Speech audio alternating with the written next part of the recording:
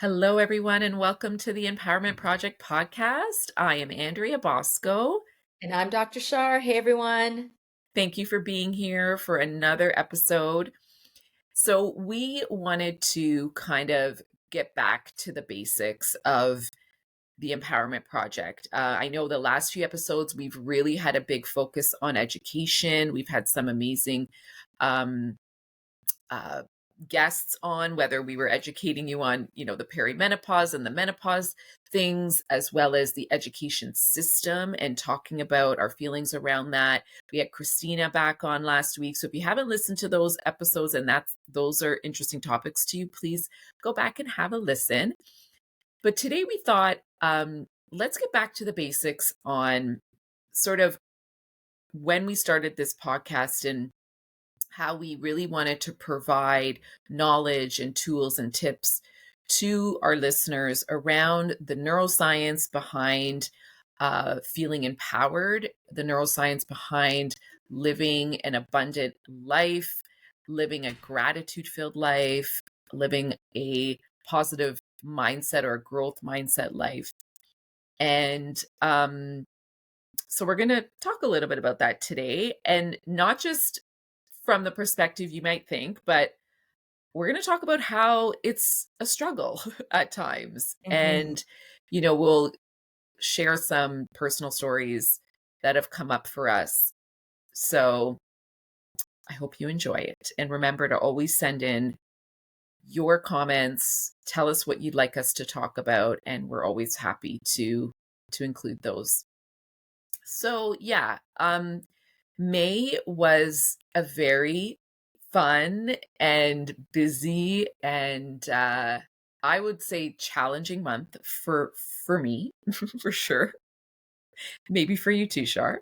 Um, in a different way, but I think yours was really intense. But Yeah. that's okay. It's not like I haven't had intensity over the year. Um, but I think there was Well, a your lot of April growth for you. ended pretty intense and then you were kind of coming out of that. And then I just had to hold space for you, really. Yeah. So, I mean, we talk about being positive and looking at the silver lining, and we talk about using affirmations and turning to our faith and how important that is. And it's really important, and we are creating new neural pathways whenever we're doing those exercises and practices, and it does get easier the more you do it, for sure. But it's not to say that it's always easy or that it's always automatic, because our deep wounds and trauma or whatever it is will still bubble up at times, right? And I feel it just reminds us how there's still more work to be done.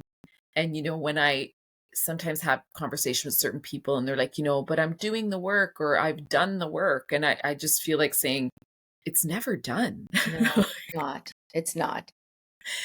And it's almost as if when you feel like you're getting it done and like you're on this good path and like, yeah, like I feel amazing, it's almost like that's when you can be tested and be like, hold on a second, let me remind you that you still got work to do. And that's like universe, God, creator, whatever, reminding you, like, stay humble, keep working, and we'll continue to provide. So I call that up leveling. up leveling, I yeah. call that up leveling, because I feel like, when you feel like you've learned the lesson, like when you even think about school, like once the teacher has finished teaching the lesson, you're tested on it. So you go Mm. through all of this learning with these experiences and people around you and things you hear, see, read, right? All that stuff. But then you have to be tested. So something kind of happens and it's like, okay, Andrea or Shar, remember, You just learned all those lessons. So how are you applying it to this situation? So that's what I kind of feel like. And if we're able to get through the lesson, or get through the test from what we've learned, then we have up level. We've gone to the next level of whatever that is, right? And think about, you know, grades, or think about units that you do at school. You can't start learning how to subtract if you don't know how to add, and you can't divide unless you know how to multiply. So I feel it's kind of like that. And I think that's where a lot of people lose faith in the Mm, process, is like, I just did all this work and are you kidding me? Like, you're giving me this crap to deal with. And it's not crap. It's like, okay, but I just want to make sure you've learned what you were supposed to, right? Like, so, and it's frustrating, right? yeah, When that happens. But exactly. Like, I think I used the word hopeless. yeah. I Oh yeah, used you the did. word hopeless. I was like, I feel hopeless. Um, so not to get into too many details, but we've been working really hard here at the Empowerment Project, getting our information out there, connecting with different people to provide more and more services. And we've met some incredible people. The wheels are definitely turning in all different little areas. There was one area we were sort of really hoping would come through, in particular, and we received information that it wasn't going to happen. And I think a part of me, even though I was still being realistic that it may not happen, I thought it was only a small part of me, but I guess it was a big part of me that Mhm. was still thinking it was going to happen. So when we got that final confirmation that it wasn't going to happen, it was it was really tough for me. And on that same day, and this is like again how the universe works, right? Mhm. I was dealing with another issue with another work related issue, and I also got my taxes back. So, when you're self employed, you don't pay taxes monthly like a salaried employee pays. I mean, you could if that's the way you set up, but most self-employed people, you wait to the end of the year, you file your taxes, you see how much you owe, and you always owe because you're not paying them throughout the year. And last year we had a pretty good year. We had a very good year with the Empowerment Project, and so it was definitely the most money I've made as a self-employed person, and definitely the most taxes I was owing. And that was shocking. So all on the same day, it was like three things, boom, boom, boom. Um, Pretty much most of which were kind of financially like focused. Um, and I was just like, I felt hopeless. I felt like, what's the point? Why am I working so hard? And like, is this ever going to get easier? Is it ever going to feel like not a grind? Is it ever going to feel like just easier? And or is it even worth it? Like, these were all these like pretty intense emotions I was feeling, like, so unworthiness, hopelessness, what's the point? Like, all this stuff, all because of like, these three things that came in, which, in hindsight, were not that big a deal. But like when it came all at once, for me, I was just like, I'm done. Like, I need to take a vacation from my life for a Mhm. second. And what I'm so grateful for is that I have you. And right away, I get on the phone with you, or like we were texting, and it was beautiful how like you're so like above, not, I'm not saying this in a like an egotistical way, but you've like risen above a lot of these things, being self-employed for much longer than myself. It's like you've like gone through these challenges and you've come out the other side, and I'm still kind of like relatively new with it. And so you gave such great advice, and I want you to share what you said to me. Well, the first thing that I said, I remember, was I said, "Well, welcome to making more money. Like, Yeah. welcome to the growth of the empowerment project." Like for me, that was that was really big for me, like just knowing how much I owe or whatever. But I looked at it at a completely different way. And you're right. My experiences in the past have kind of, allowed me to see the beauty in that. I mean, again, nobody likes to pay taxes. Like everyone would prefer a refund. I mean, I sure would like a refund, Yeah, yeah. but after, when COVID hit and my entire business completely tanked, because I used to do corporate chiropractic and corporate wellness, I had to wrap my head around making $0. You know what I mean? Um, so there was a lot of growth that happened for me at that point in time. And then the biggest thing that came out of it is I had to just trust and just know that whatever was happening was for my benefit. Like I just Mhm. needed to know that in every core and in my core and every cell of my body, that whatever was happening was for my benefit. So just having been there and just knowing, like you said, what came out of it, um, I wanted to remind you, number one, that I've been there. So I completely understood how you were feeling, and that there's something really beautiful on the other side of being or feeling like you're rock bottom, right? Mhm. And Mhm. also to remind you that, yeah, you know what? We have to pay taxes, but isn't there something so beautiful that's come out of the fact that we've been able to be self employed, that we've Mhm. been able to grow our businesses alongside growing our families? Right? And taking care of our kids, right? And Mhm. so things have grown very organically. And the people that we've met, I feel like every time a little bit of our kids kind of fall off our plate because we don't have to be there for them, something new and exciting happens with the business. And I feel like that's kind of the deal that we've made with the creator, right? Like, I feel like God kind of knows, yeah, okay, well, they want to be there as engaged parents, and so this is how we're going to work it out together, right? Mhm. And when you think about even your words for the year, Andrea, like, don't forget faith, flow, and fun. So what's being tested? My faith, my flow, and my fun. Exactly, Because I did not exactly. think I was having any fun. I Yeah. was definitely not in flow, and I was losing a lot of faith.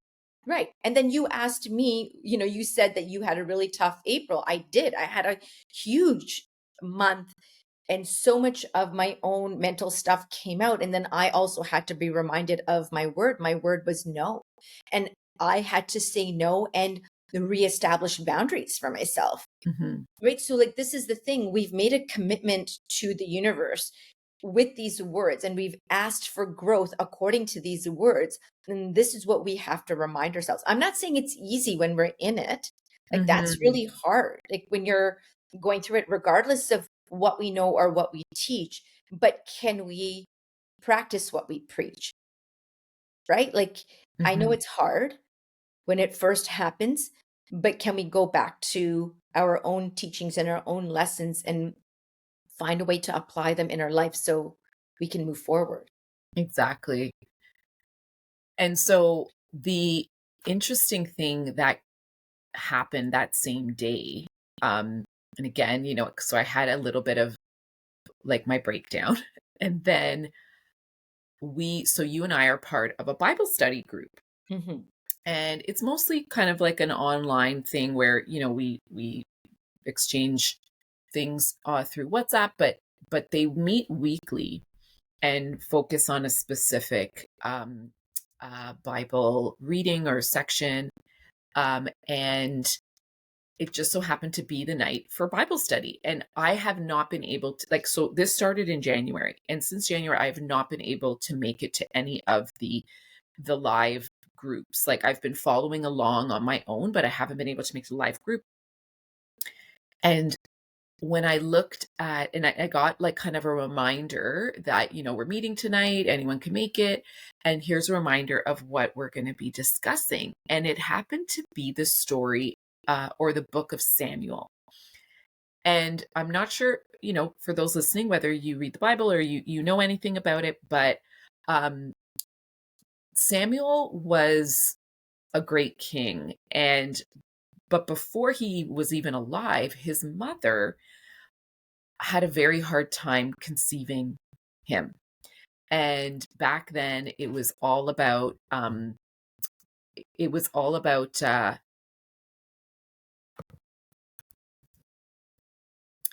so Ruth had a very hard time conceiving a child. And for anyone who's ever had a hard time conceiving a child, you know how hard that could be. So she went to a temple and she started praying. She prayed to God, please, provide me with a child, and I will give my child to you. He will be a child of God. And so she's speaking, and she was sort of like speaking out loud, and a priest came up to her and said, Ruth, what are you doing? Are you insane? Are you drunk? Like, upon looking at her from afar, it looked as though she was like acting kind of irrationally. And she turned to the priest and said, no, I am praying for a child, and I'm speaking to God. And so the priest said, okay, well, ask and you shall receive, basically. And then shortly after that, she did get pregnant, and she had Samuel. And then at a certain age, she did give Samuel over to God and to a spiritual life, and he became a great king.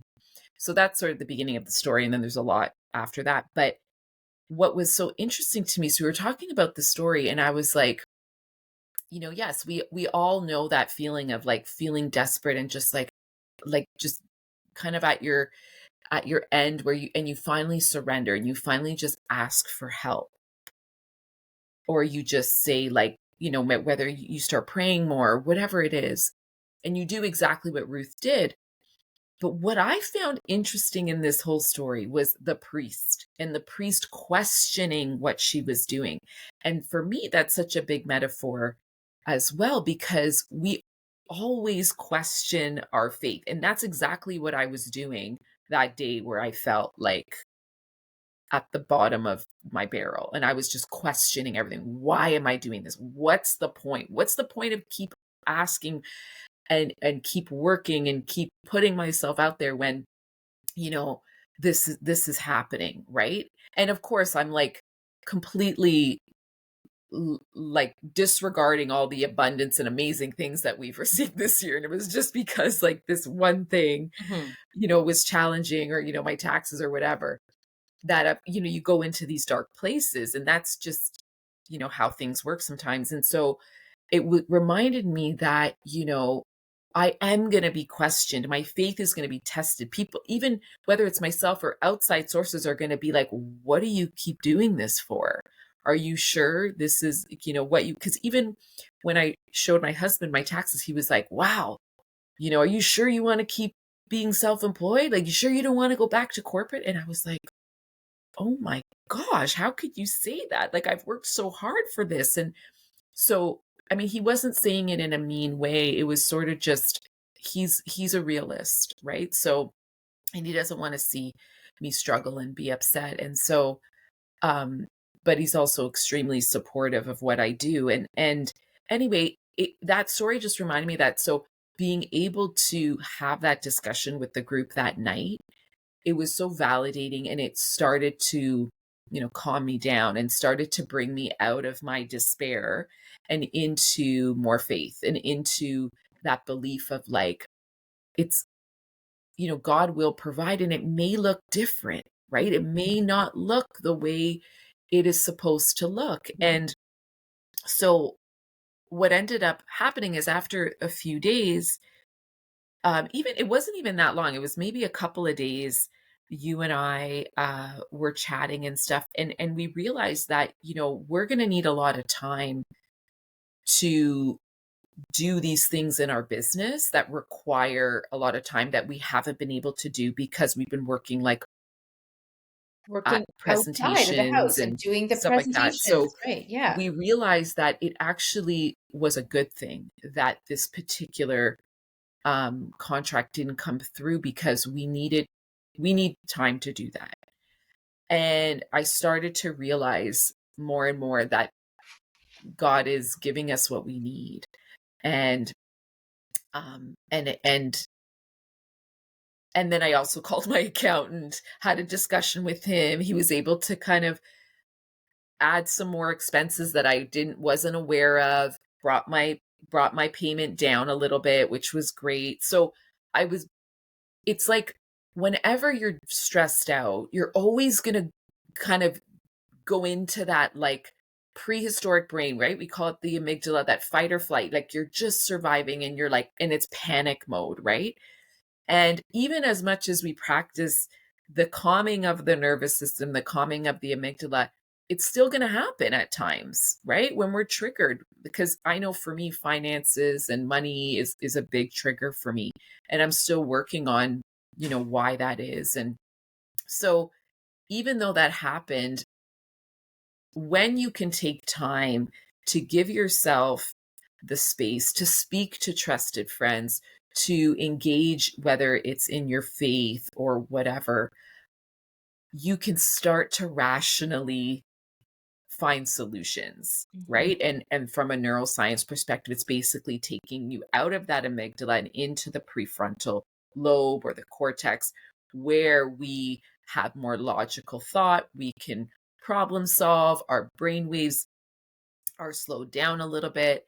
And that's essentially what happened from like a neuroscience perspective. And then you and I know from an energetic perspective, a spiritual perspective, we also were able to open up and kind of let go of what wasn't meant to be and bring in other beautiful things. Right. And I think that you bringing in the neuroscience is so important. That's my favorite thing to talk about because when you're in that stressful state, your brain waves are running so fast that you cannot come up with a creative solution to calm yourself down or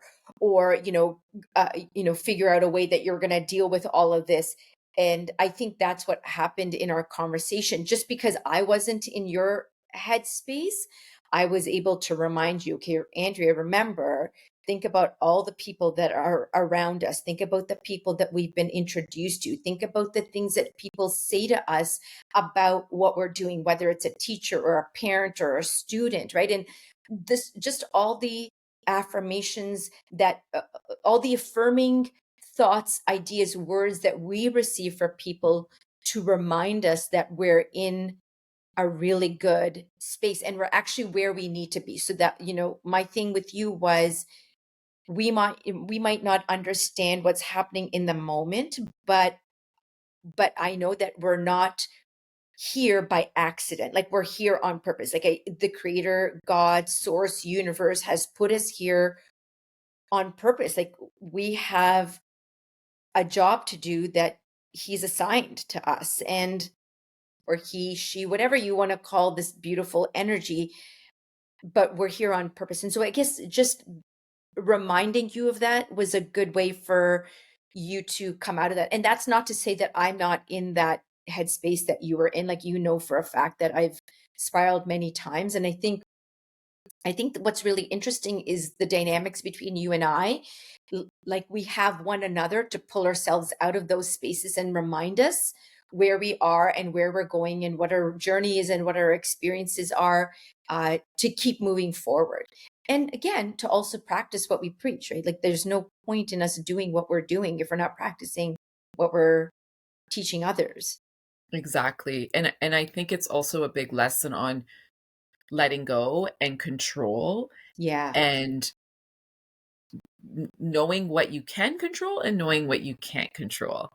And I think that's a big part of what we stress out about is yeah, we want to control the outcomes of everything. We right. want to control the behaviors of other people, but essentially that's out of our control. It And the really only is. thing we can do is focus on ourselves and Right. what can we do to help the situation. So you know, I know that in the moment I had some choice words and I was like, why can't this be different? Why can't that be different? Why can that person do this? Why can't that person do that?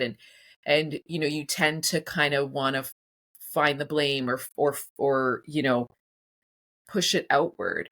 But that didn't last very long because as soon as I realized this is an internal thing for me, I need to learn how to better deal with this and look at it from a place of, God's rejection is God's protection, or no, or what's the saying again? Yeah, rejection is God's protection. Rejection is God's protection, and knowing that it's all going to be okay. It's going to work out. It's all going to work out. And so once I was able to do that, again, that's where that rational thought comes from. And I Mhm. was able to better process the emotion around it, understand, okay, what can I do right now? Um, and and then move forward because when we talk about letting go, because I think a lot of people think like, oh, letting go and just surrendering and not doing anything, which sometimes it could be that because maybe you've literally done every single thing you can possibly do and you're at that point of, okay, now you need to surrender. But it's also letting go, but finding aligned action, right? Because a lot of times when we're in stress, we need to take action, but it's not aligned action. It's coming from a place of desperation. It's coming from a place of maybe anger, resentment, fear. That's not aligned action. Mhm. So when you can take moments to step away, like I said, speak to somebody, pray on it, meditate on it, go for a walk, like clear away that strong emotion within the situation, you can then take more aligned action. Mhm. And for me, it was like, okay, I'm just going to give my accountant a call Yeah. and just ask him, has he made sure that everything is accounted for? Is there anything I missed that he could account for? And it was literally a 5-minute conversation. Mhm. It wasn't from anger. Mhm. It wasn't from fear. It was just from higher self alignment. And he's like, actually, I could. I noticed you didn't do this. And I was like, okay, let's do that. And boom, I saved myself some money. And it's not just in that way, like even in other ways that we were able to take more aligned action. And lo and behold, this week we received some information that we may need be a bit busier than we thought we were going to be, Mhm. and we may be receiving some more work than we thought. And again, It uh looks different.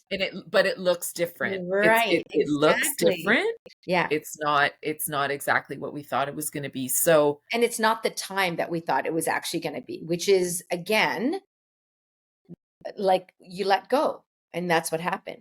You let go, you let God, and then it shows up in a way that we weren't expecting it. exactly. So, you know, there is a difference. There's a difference between kind of letting go, doing nothing, but letting go and then taking aligned action. Mhm. And I think, if you're thinking, well, what's aligned action versus unaligned action, you'll know it because it's not coming from a place of anger. Or It would fear or fear. ego. It's ego. It's not about that. It's sort of it's a rational. It's a different feeling in your body, and the more you work with that, the more you know what that is, Mhm. right? And you might make mistakes, right? Like this work is not about always making the right decision, right? It's about, yeah, oh, that wasn't in alignment. I messed that up. All right, now I know how that feels. I'm going to try something else and see how this feels. Mhm. Um, it isn't like a straight line, right? It's constantly flowing. Yeah, it's I get true. back to that word flow. Exactly, exactly. And even for me, like, just when I think about my word, I always go back to what I asked for, and it was no. And so not only has no showed up for me in creating physical boundaries with individuals, but even my train of thought. Like, so for example, you and I were both impacted by this contract issue. And like immediately in my, like, your initial response is like, oh, your heart kind of sinks and, you feel that pit in the stomach. And then for me, it was like, no, I'm not going to go there. Like, I'm not going to go to that place of lack or sadness or grief. That's what I'm saying no to. Like, that is, Mhm. it's even my old thought patterns that I'm saying no to. And so my alignment came in when I just said, and you know that this is my mantra also that I use all the time. I have trust and certainty that everything is from the creator source universe, and it is good, and it is there to show me how to be better or how to change. And that has been like etched in my heart and etched in my brain. And so whenever something, if when something doesn't go my way, I'm reminded that it's not from me, it's from a higher power. And I have to be good with whatever that is because it's good for me. Mhm. Right. And I think that's where the letting go comes from. Then you're like, okay, fine, I can let go of this. And sure, that's what happened. We let go and then it just showed up in a packaged in a different way. So Yeah. like, I mean, I think that's what's so beautiful. And again, I think it's important for everyone to be reminded that, we work really hard and we started with nothing. Like, we started with just an idea and we've been working really, really hard, and we've had to pivot in so many different ways, and we've had to give up a lot of things in our lifestyle to afford us the opportunity to grow something, right? Because when you're Mhm. making zero, there's certain things that you have to give up. You just have to. Well, I mean, at least for us, that was the case. So, if we are, gaining some fruits of our labor now, it's because for the last, what, Andrea, 8 years, we've put a lot of things on hold, Mhm. for ourselves and our families, like especially financially, so we could grow what we're growing now. Mhm. So, we've made some choices and we're, you know, it's beginning to pay off. But that was like 8 to 10 years, right? Yeah. Of putting Yeah. things on hold. Exactly. Exactly. So so those are our lessons for the month of May, and maybe they've resonated with you in some way, shape, or form. Um, and if they have, please let us know. And we hope you enjoyed listening. We hope you received something out of it. We will be back next week with a new episode. And we thank you so much for being here. Have a great rest of your day, everyone. Bye, everyone. See you soon.